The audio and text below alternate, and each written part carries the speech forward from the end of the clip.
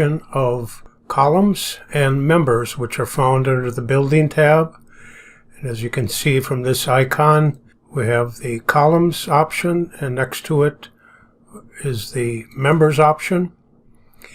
The columns themselves activate the variety of choices: wood, concrete, steel, brick, gypsum. We have parallels, additional architectural columns. If we were to select a steel column, 4-inch diameter, place it in the drawing, double click it, we can see we have an option for a type, circular or tapered, which then allows you to make some adjustments. The diameter, the interior steel wall, an offset, that would be the offset off center, and then height. In addition to that, we have all these various shapes. When we select them, place them in the drawing, go to our 3D view, you can see that they take the insertion height of the ground floor setting. Height of the column itself is determined by this C dimension. If I were to switch to 2D, we can see that the item that's associated with a column will be a footing. So if we go into the Footings tab, we can select mono footings attached to columns.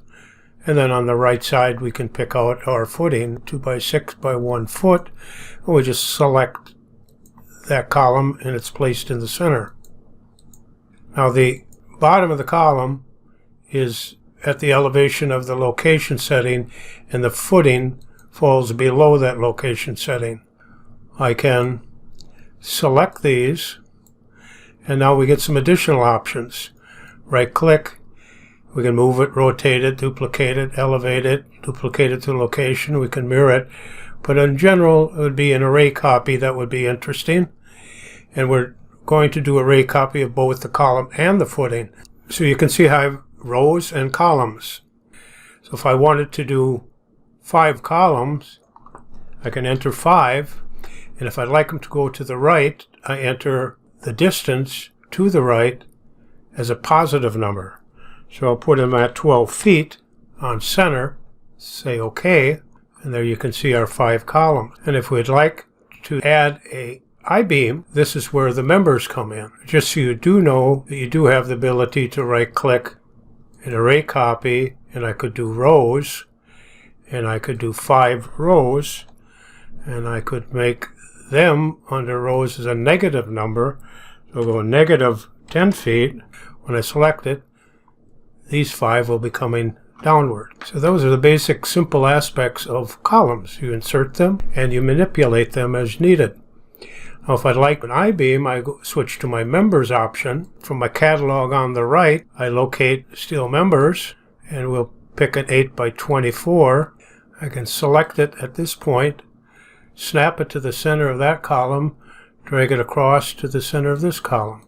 Now what happens in this case, the members fall in the building location setting. So if I double click the I-beam and go into the details option, you can see that the top of the I-beam is the point of reference. So I'd like to switch to the bottom. Then that will raise it up so it's resting then on top of that footing, and the bottom is where the dimension is to. Columns are 8 foot 1 1/8, so I can select elevate and type in 8 foot 1 1/8. And there we have our columns with an I-beam on it. I can also select all of them, right click, array copy, and I would like to do rows, and I would like 3, and I would like those spaced 14 feet apart.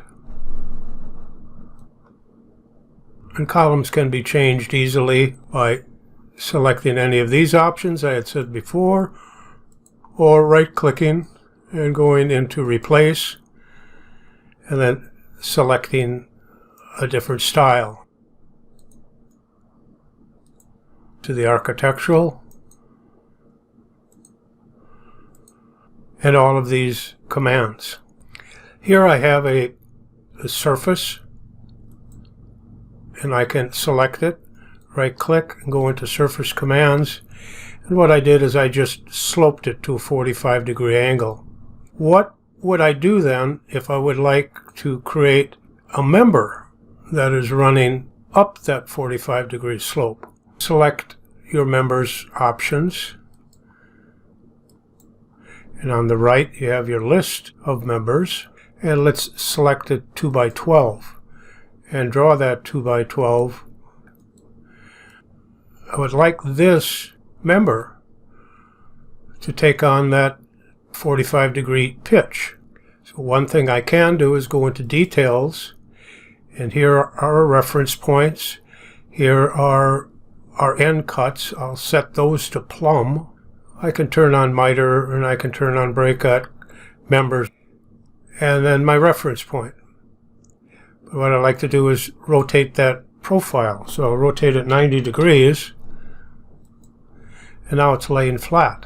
And then I can go into 2D mode, and when I select and right click, you see I have a variety of different options.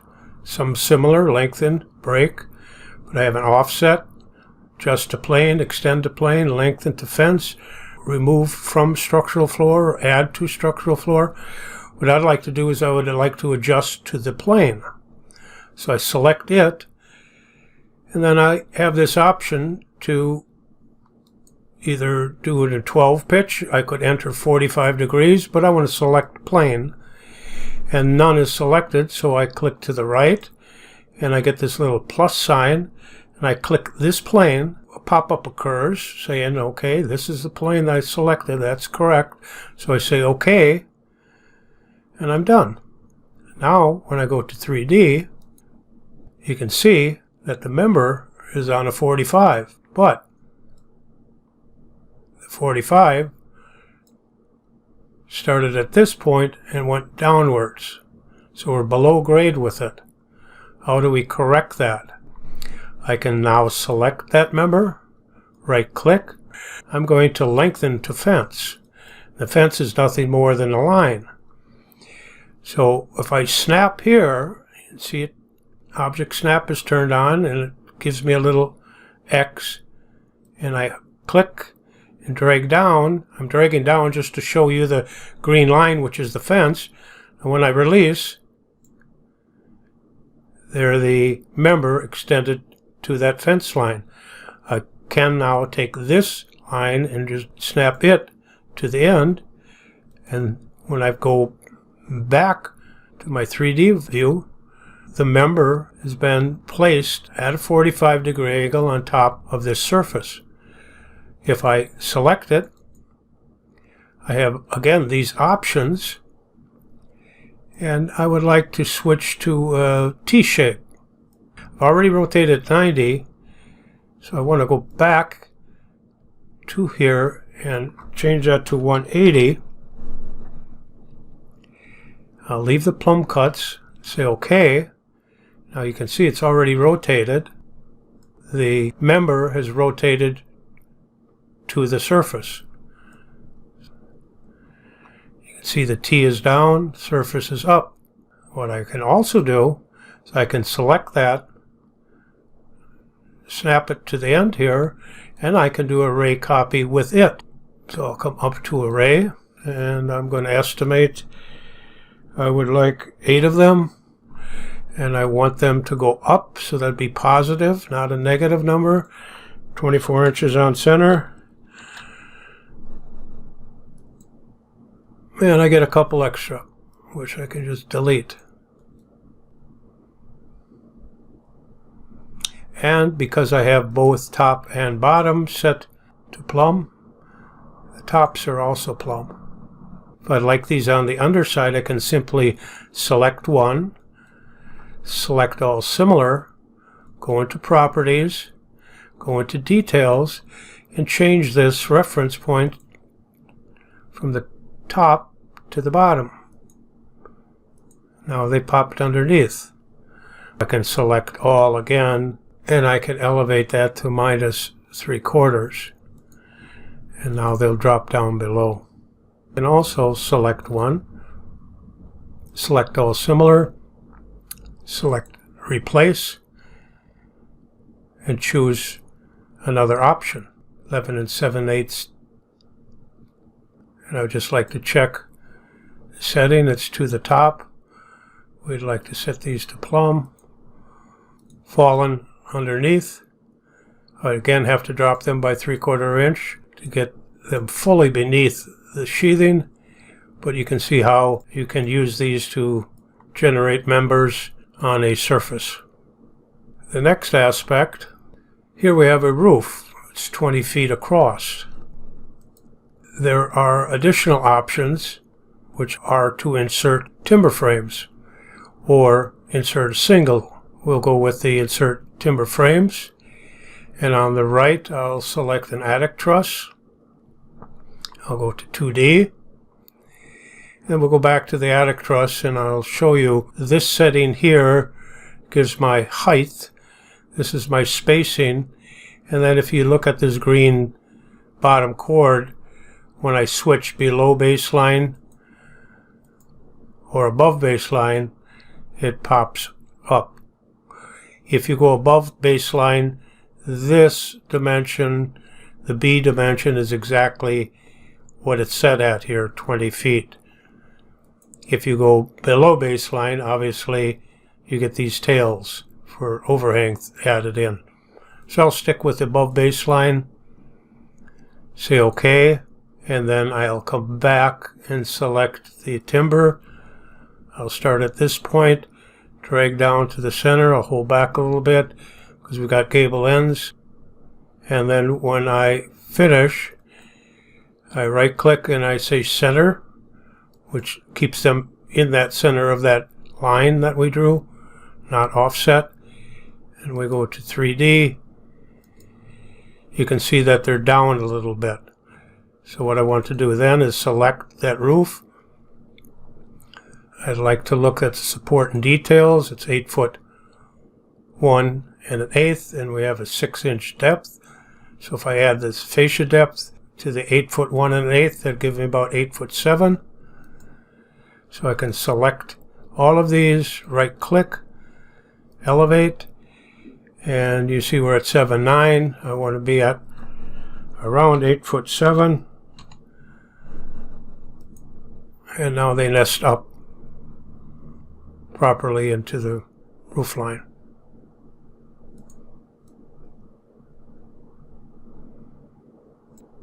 If I would like to change the style, I can select this, and you see they select as an array. I can replace, and then I could go with a scissors truss. Scissors truss will give me a cathedral ceiling. And you notice they drop back down again. That's because if you go into properties, this also has to be raised. So this dimension is not retained when you replace. You have to change it each time. If I'd like to change it to a tray, same thing will happen. It'll be dropped down. I'll have to elevate them. And the last aspect of members, if we create a roof, we can get these results. If you see this valley, that's done with a member. These ridge caps, also done with members. And how is that done? If I go back to my members options and back to my catalog on the right, when I select the valley, you can see a variety of shapes. What I've done is I selected this V shape, it's tapered. I've set right leg height, DY1 to 1 inch, DX1, the width across the bottom, to 1.5 inches. And I set the angles A1 and A2 to 20 degrees. Then what I did is I copied it by clicking, selecting Add Element, selecting the Details option, and I rotated the profile 180 degrees. And that gave me caps. After renaming it, this is the valley. It's been rotated 180 degrees, reference point put to the top, and for now all these other dimensions have stayed the same. So how does this work? Well, if I select this, as I delete that, and now I go back into 2D, let me take this one out too, because this is a special option. So we'll put in this one and this one. So what I'd like to do is put in this cap on this ridge. So I highlight cap, I go up to members, advanced members, and then I get this option by 12, by degrees, percent. I want select plane. After I've selected that, it says none has been selected. So I click this option, and I get the plus sign again. Now I want to click on that ridge, dashed line. And now it reads it as 8/12 slope with no offset. It's going to lay this cap right on that ridge. I say insert, make sure snap is turned on and ortho is off. Click once, come up to the upper ridge, finish, and when I go to 3D view, it's been placed. Now when I go back 2D again, this time I'd like that same cap, the same advanced members. I want the same select plane, click none selected, and click. Now it says 8/12, but it knows that this ridge is horizontal. So all I need to do is continue down this ridge, and instead of being up in the air in an 8/12 pitch, it's horizontally going down this ridge. One thing that you can see is it's up a little bit. So what I can do is select it, go into details, and switch this to the bottom. And then it'll drop. So each one of these are done the same way. But it's best that you go through the process each time of doing advanced member and select plane, select either cap or valley, and do each one individually. And then lastly, you can see I've got a gutter placed. A relatively fancy one. And it's mitered. And the first thing you noticed is that this curve is represented by these multiple lines. So I want to make sure I draw this out in the correct direction. The second thing that's important, if I look at what this one has been elevated to, 7'9". Well, where did I get that? Well, I select the roof, and then I select E, and it's 7'9" and 5/8, so I kept down 5/8 of an inch. So now this time, I would like to look under gutters and crown gutter, which is the one that I use. I did make sure that in this case, under details, I was selecting the top, and that miter has been chosen, and braking at members is chosen. Those three items are critical. Select advanced members, and then here I'll enter my 7'9", switch to degrees, and I'll leave it at 0 degrees, meaning it's horizontal. You can see the option is the crown gutter.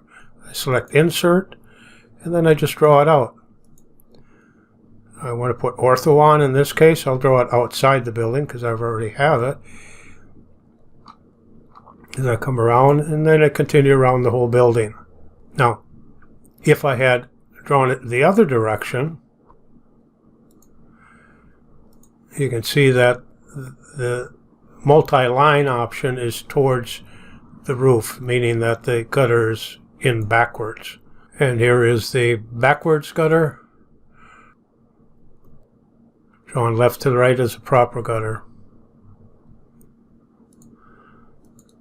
And because I had miter if possible, brake at members, what it automatically did is broke at this corner. When I switched directions, it completed the corner already mitered.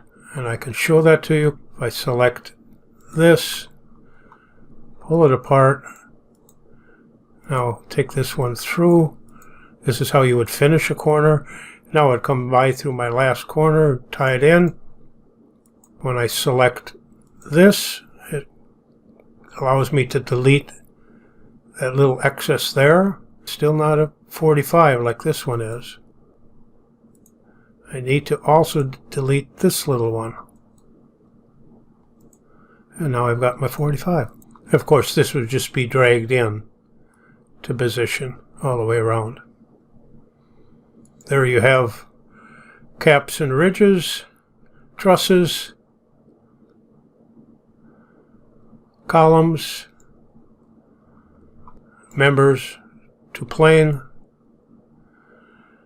And one real quick last thing about the trusses. If I were to select these two sides, go into properties and change this, let's say to a 12 pitch, I can then select this array, go into properties, and under here slope value, switch it to a 12 pitch. And of course, all of this is adjustable. Those are the basics of both columns and members.